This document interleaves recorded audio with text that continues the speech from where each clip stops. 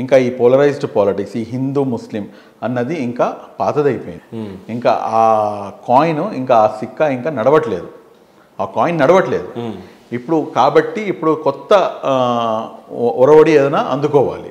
అది అందుకోలేకనే ఇంకా ఏం చేస్తున్నారంటే ముస్లిమ్స్ని కూడాను తీసుకునే ప్రయత్నం చేస్తారు. అది శుభపరిణామం, అండ్ ఐ వెల్కమ్ దట్, అందులో ఎటువంటి డౌట్ లేదు.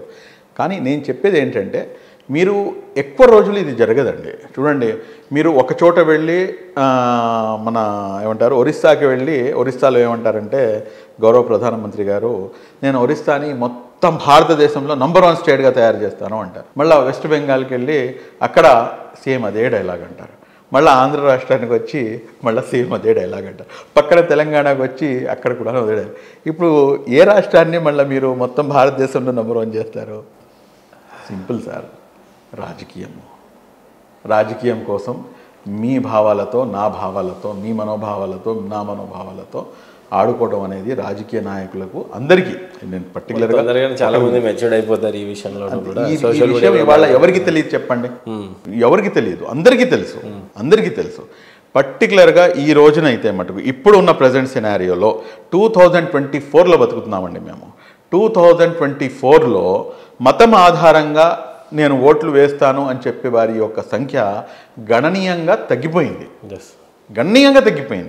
ఇప్పుడు నేనున్నానండి, నేను అందరికీ మంచి చేస్తే నాకు రేపటి రోజున నేను ఎమ్మెల్యేగానో ఎంపీగానో నుంచుంటే నాకు ఆదరించడం నా ముస్లిమ్స్, నా హిందూ సోదరులు, నాకు ఎస్సీ సోదరులు, ఎస్టీ సోదరులు, నా బీసీ సోదరులు నన్ను హక్కుని చేర్చుకోరా? వాళ్ళ యొక్క బాధల్లో నేను వెళ్ళి వాళ్ళ బాధని పంచుకుంటే కనుక వాళ్ళు నాకు ఓట్లు వేయరా? ఇన్ని సంవత్సరాలు ఉంది, మీరు అంతెందుకండి. ఇప్పుడు మా దగ్గర నోటా అన్న ఆప్షన్ కూడా ఉందిగా. మన ఆంధ్ర రాష్ట్రం గురించే మాట్లాడతాను. మన ఆంధ్ర రాష్ట్రంలో మీకు ఒక చిన్న స్టాటిస్టిక్స్ చెప్తాను మీకు. అందరికన్నా ఎక్కువ ఒక సామాజిక వర్గం ఉన్నటువంటి నియోజకవర్గాలు 175 నియోజకవర్గాలు ఉన్నాయి. 175 నియోజకవర్గాల్లో 22 నియోజకవర్గాలు రెడ్డి సామాజిక వర్గం అత్యధికంగా ఉన్నటువంటి నియోజకవర్గాలు, లైక్ పులివెందల, కడప, లేకపోతే ఇంకోటి ఇలాగా 22 నియోజకవర్గాలు రెడ్డి సామాజిక వర్గం ఎక్కువ. అలాగే కమ్మ సామాజిక వర్గం వచ్చేటప్పటికి దాదాపు 18 నియోజకవర్గాలు. ఆ నియోజకవర్గాల్లో ఏంటంటే కమ్మ సోదరులు డామినేటెడ్గా ఉన్నారు. మీకు ఇంకో కామెడీ ఏంటంటే దీంట్లో నెక్స్ట్ వరుసలో వచ్చేది ముస్లిమ్సేనండి. 18 నియోజకవర్గాలు, ఇంకో 18 నియోజకవర్గాల్లో ముస్లిమ్స్ అత్యధికంగా శాతంలో ఉన్నారు. మరి ఈ రాష్ట్రాన్ని కమ్మ కమ్యూనిటీ నుంచి కానీ లేకపోతే రెడ్డి కమ్యూనిటీ నుంచి కానీ మీకు పాలకులు అనేవాళ్ళు వచ్చారు. నేను ఎందుకు పాలించకూడదు? నేను కూడాను అంతే ఆన్పార్. ఒక రకంగా చెప్పాలంటే కనుక మొత్తం పర్సంటేజ్ ప్రకారంగా చూసుకుంటే కనుక ముస్లిమ్స్ పర్సంటేజ్ కూడా ఎక్కువ ఉంది. నేను మిమ్మల్ని ఆదరించినప్పుడు, మేము ఇన్ని సంవత్సరాలు మేము మిమ్మల్ని ఆదరిస్తూనే ఉన్నాం కదా. రాజశేఖర రెడ్డి గారిని గుండెలో పెట్టుకుని చూసుకున్నాం కదా. రాజశేఖర రెడ్డి గారిని ముస్లిం సమాజం ఎంత ఆదరించింది, నందమూరి తారక రామారావు గారిని ఎంత ఆదరించింది. ఈ రోజున నారా చంద్రబాబు నాయుడు గారి గురించి మీ ఇంటర్వ్యూలోనూ నేను ఎన్ని విధాలుగా ఎంత గొప్పగా నేను మాట్లాడాను. రేపటి రోజున నా గురించి కూడాను నా హిందూ సోదరుడు అంతే గొప్పగా మాట్లాడాలి. అది మా టార్గెట్. ఫారూక్ షుబ్లీ గారి చివరి ఆశయం ఏంటంటే ఏం చెప్తారు? చూడండి, ఆశయం చాలా సింపుల్ అండి, దీంట్లో ఏం లేదు. ఒకానొక రోజు ప్రతి ఒక్కరు కూడాను ఈ మళ్ళా భూమాత అని అంటారు, మనం ఈ భూమండలాన్ని వదిలి మనం పోవాల్సిందే ప్రతి ఒక్కరు కూడాను. ఎందుకంటే ఖురాన్ చాలా స్పష్టంగా చెప్తుంది, కుల్లు నఫ్సిన్ జాయిఖతుల్ మౌత్. అంటే ఏదైతే జీవం ఉందో ప్రతి జీవానికి కూడాను మౌత్ అంటే మృత్యువు యొక్క టేస్ట్ చూడాల్సిందే అని చెప్పేసి. మీరైనా కానీ నేనైనా కానీ who ever it may be. చచ్చిపోయిన తర్వాత ఏంటంటే మాలో ఒక నమాజే జనాజా అని చెప్పేసి ఆచరిస్తారు.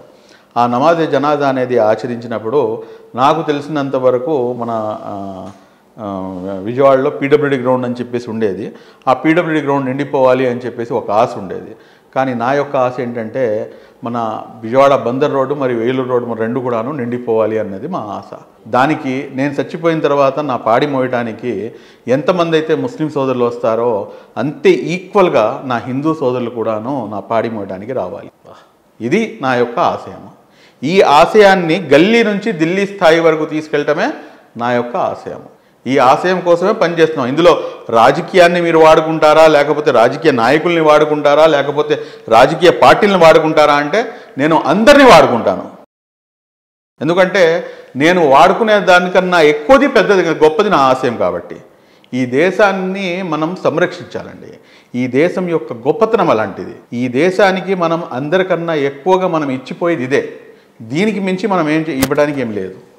కాబట్టి ఇదే నా ఆశయం అండి. రైట్ ఫారూక్ భాయ్, ఏ ఆశయం కోసం అయితే మీరు పనిచేస్తున్నారో అవన్నీ సిద్ధింపజేయాలని మనస్ఫూర్తిగా కోరుకుంటూ. మీరు సిద్ధింపజేయాలంటే తొందరగా నన్ను పంపించాలని చూస్తారా బాబు? లేదు, పోయే లోపల అయితే సిద్ధింపజేయాలని మనస్ఫూర్తిగా ఇచ్చిన మీ టైం గురించి. మీ సమయం చాలా విలువైంది కాబట్టి సిగ్నేచర్ స్టూడియోకి ఇంత దూరం వచ్చి మీ టైం ఇచ్చినందుకు thank you so much. Thank you అన్న. అండ్ ఈ హిందూ దేశం పట్ల, హిందూ ప్రజల పట్ల, లేకపోతే ముస్లిం సోదరుల ఉన్నతం కోసం గురించి మీరు పాటుపడుతున్న ప్రతి విషయాల్లోనూ నిజంగానే చాలా చాలా విషయాల్లో నాకు ఈరోజు మిమ్మల్ని చూసి కొన్ని విషయాల్లో అయితే మోటివేషన్ దొరికింది, కొన్ని విషయాల్లో అయితే ఆలోచింపజేసే విధంగా మాట్లాడారు. Thank you. So thank you so much for everything and thanks for your time. Thank you so much.